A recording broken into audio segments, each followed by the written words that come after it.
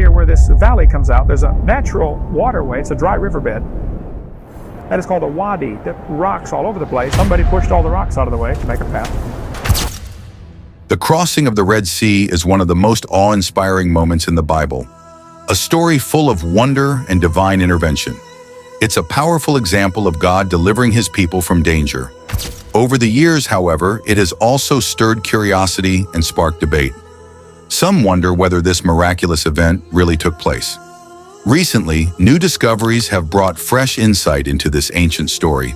Scientists are uncovering fascinating evidence deep beneath the waters of the Gulf of Aqaba, suggesting that this extraordinary event may not just be a myth. As more clues are revealed, the line between faith and history grows even more intriguing.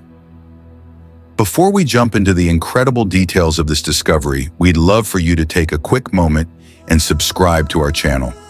By subscribing, you'll stay up to date with our latest content and help us continue bringing you thought-provoking and engaging insights. The Red Sea is a vast body of water, covering around 169,000 square miles and reaching depths of over 7,000 feet. Because of its famous mention in the book of Exodus, it's closely linked with the Bible, especially the story of the Israelites' miraculous crossing. In the Greek translation of the Hebrew Bible, known as the Septuagint, it's called the Red Sea. However, in the original Hebrew, it's referred to as Yam Suph, which can also be translated as the Sea of Reeds. This term appears over 20 times in the Old Testament and has traditionally been understood as referring to the Red Sea. Recently, some scholars have suggested that Yam Suph might actually mean the Sea of Reeds, possibly referring to areas near the Nile, like where baby Moses was found. A physicist from Cambridge University traveled to the Red Sea to explore this idea and discovered reeds growing there, fed by fresh water flowing from nearby mountains. He concluded that it's reasonable to think that Sea of Reeds and Red Sea could be different names for the same body of water. While the exact translation of Yam Suph is still debated, what's clear is that the body of water mentioned in Exodus was large and formidable. Crossing it would have required an extraordinary event, one that exposed the seafloor and allowed the Israelites to pass through safely. The Red Sea crossing, as told in the Bible, is a pivotal part of the Exodus story. It recounts how the Israelites escaped from slavery in Egypt under Moses' leadership. After enduring years of mistreatment and the dramatic plagues God sent upon Egypt, Pharaoh finally allowed them to leave. But soon after, Pharaoh changed his mind, sending his army to chase them down.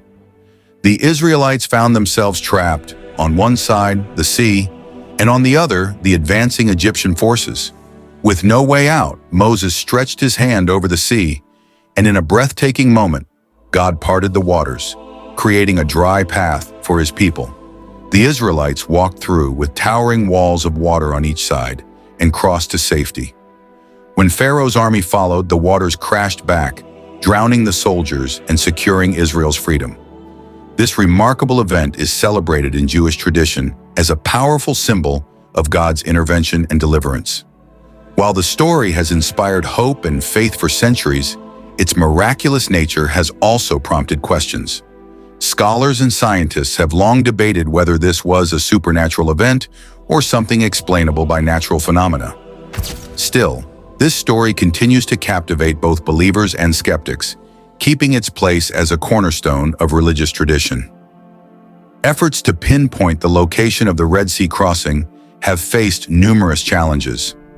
Early explorations focused on the Gulf of Suez, where the shallower waters made the idea of the sea parting seem more plausible. However, these investigations failed to uncover definitive evidence supporting the biblical account. In recent years, attention has shifted to the Gulf of Aqaba. With its deeper waters and more dramatic underwater landscape, this area seems to better match the Bible's description of towering walls of water. However, the search here presents its own difficulties. The sheer size of the area, the depth of the waters, and the complexities of underwater archaeology make it difficult to gather clear, conclusive evidence. Geographical and environmental factors add to the challenge. The Red Sea region is tectonically active, and events like earthquakes and volcanic activity may have significantly altered the landscape since the time of the Exodus. This makes it difficult to determine whether current geographical features existed at the time of the crossing. Some also speculate that the event might have been localized and later exaggerated, further complicating the search for the precise location. Recent discoveries in the Gulf of Aqaba have renewed interest in the Red Sea crossing. For years, many researchers speculated that this body of water, rather than the Gulf of Suez, might be the true site of the biblical event. The deeper waters and complex underwater topography of the Gulf of Aqaba provide a more striking setting for the miraculous crossing.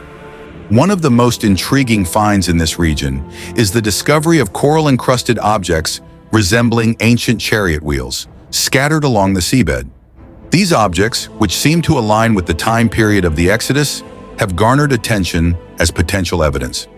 Researchers have also found what they believe to be remnants of human and animal bones, which may suggest a catastrophic event took place in the area. The geological features of the Gulf of Aqaba are also noteworthy. A natural land bridge, relatively shallow compared to the surrounding depths, stretches across the Gulf. This ridge could have provided a path for the Israelites during a temporary parting of the waters, possibly triggered by a natural event such as a strong wind or an earthquake. The steep underwater slopes on either side of this ridge align with the Bible's description of walls of water. While these discoveries are exciting, scientists remain cautious. The coral-encrusted objects could be the remains of shipwrecks or unrelated historical events. However, the concentration of these artifacts, along with the unique geological features of the area, has led many to believe there could be more to this site than originally thought. If future research confirms these findings, it could reshape our understanding of the Red Sea crossing and its historical significance. The recent discoveries in the Gulf of Aqaba have sparked lively debate among both believers and skeptics, highlighting the delicate balance between faith and science. For those who hold the biblical account as historical fact, the possibility of finding chariot remnants and bones underwater offers a sense of validation for the miraculous event described in Scripture. Skeptics, however, approach these findings more cautiously. While the coral-encrusted objects and geological features are intriguing, they don't provide undeniable proof that the Red Sea crossing occurred exactly as the Bible describes. These artifacts could just as easily be remnants of unrelated events or natural formations, leaving plenty of room for doubt.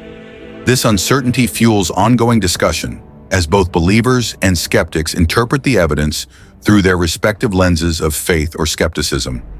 The discoveries certainly have the potential to reshape our understanding of the Red Sea crossing, but they also show the challenge of using scientific methods to prove or disprove ancient events. The intersection of science and religion here is particularly complex. Science seeks tangible evidence and logical explanations, while faith often resides in the unseen and miraculous. This tension reveals how the same evidence can be viewed in vastly different ways, depending on one's perspective. These discoveries also highlight the broader difficulties historians and archaeologists face when dealing with ancient texts and traditions. While science continues to explore these mysteries, it must also acknowledge that some aspects of history may remain elusive. The ongoing conversation between faith and science enriches both our historical and spiritual understanding of ancient events. The findings in the Gulf of Aqaba provide new insights and have reignited debate about the historicity of the Red Sea crossing. While they offer intriguing clues that align with the biblical narrative, they also underscore the enduring tension between faith and scientific inquiry. As research moves forward, we may uncover a clearer picture of where myth and history intersect, though some questions might remain unanswered. Thanks for sticking with us this far. Your support means the world to us. What do you think about the latest findings on the Red Sea crossing? We'd love to hear your thoughts and insights, so be sure to leave a comment below and let us know what you think.